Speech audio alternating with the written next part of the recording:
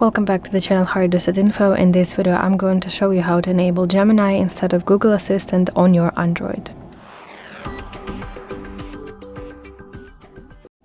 So let's get straight into this, and before we start, some requirements. First of all, you need to make sure that your Google application has the latest version.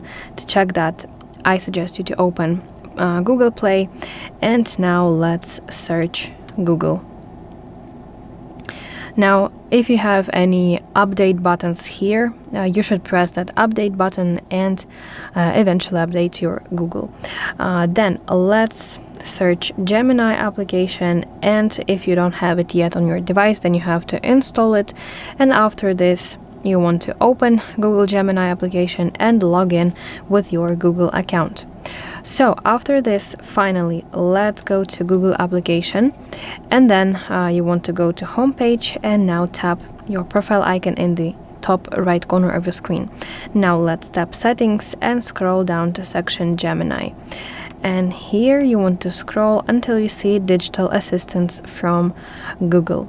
Let's tap here, and then you want to switch to Gemini option instead of Google Assistant.